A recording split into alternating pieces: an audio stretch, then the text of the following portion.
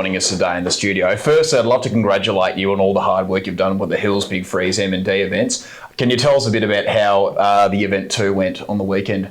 Yeah, it was, thank you very much. It was a wonderful success. And for the second year running, it was way above our expectations. We have about to announce our final total, which is $93,500. Wow.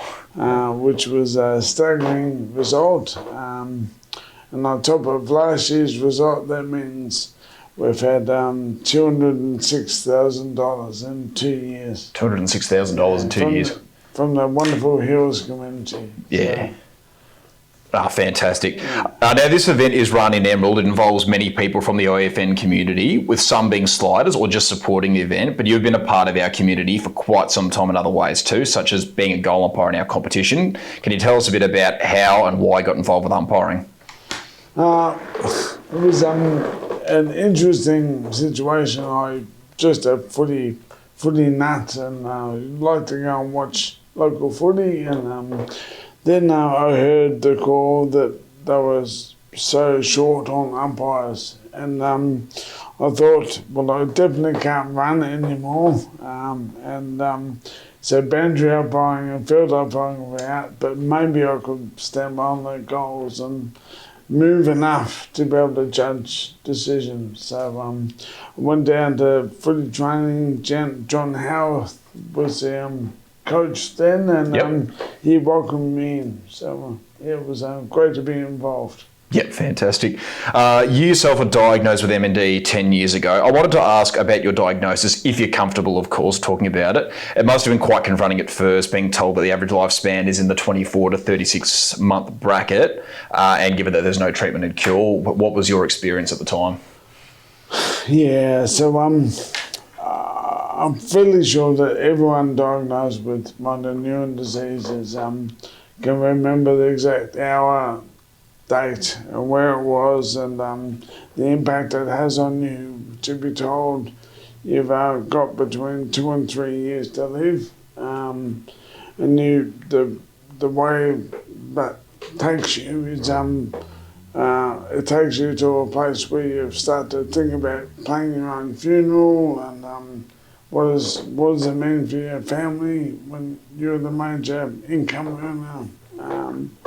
So that was really confronting, and the prospect of being in a wheelchair and not being able to speak or feed myself or within 18 months was a devastating prospect. So yeah, but we try to approach it with an attitude of everyone is dealing with something, and this is our curveball in life, and we just need to find a way to deal with it. Yep. Let's talk about fundraising and how important that is to support research and development towards an effective treatment and hopefully eventually a cure, because as an example, the donations to FIGHTMND help you be a part of the Lighthouse trial, which was the original drug trial in 2017, and there have been more clinic trials since because of the incredible fundraising that's happened because of FIGHTMND. Yeah, so FIGHTMND is amazing. What Neil Danaher has done to pay it forward to other people. He won't get the benefit from it, but other people do. And since he started the FIGHTMND cause, they've contributed over $150 million to research and finding a cure. And 600 Australians living with MND have had access to a drug trial. And as you said, I was lucky enough to be a part of the very first trial. And I'm still on that drug today after 8.5 years. And it's definitely slowed down my symptom progression. So I'm very grateful to be involved in that, and the community have done that through fundraising and being prepared to buy a bedding. Yep. That's fantastic. I imagine your personal experience with MND and the support you've had from FIGHTMND was a big motivator in organising these Hills MND events. But how did it actually come about? I heard you may have attended another DIY event and thought that you may as well give it a go. Your research is really good. So we hadn't done one. We hadn't been to any others over the last 10 years before 2 years ago, and Garfield Hotel had theirs on just a day or two before the big one at the G, and I'm into horse racing. Yeah. My horse trainer was going down the slide on my behalf. Yep. So Sarah and I attended, and it was such a fabulous day. And Sarah turns to me and says,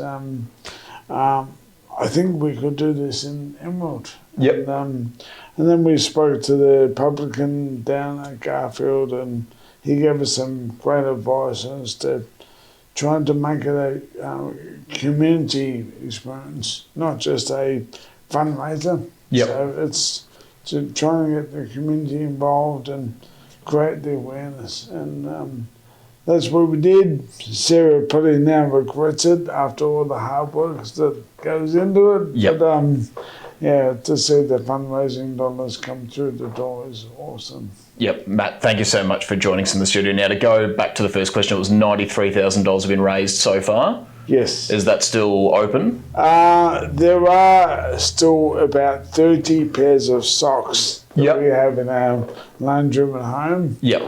So if footy teams or netball teams want to purchase some more, we might get to 94,000, but it's about 93.5. Okay, can we get to six figures, I reckon? Is that possible? Not unless we have a generous benefactor. Okay. Well, let's try our best. We've got a QR code on the screen, so make sure you scan below and donate what you can. But Matt, thank you so much for joining us, and it's just been such a fantastic story. Yeah, thanks so much. And thanks for the whole Hills community for getting behind us. And because without them, finding a cure is impossible.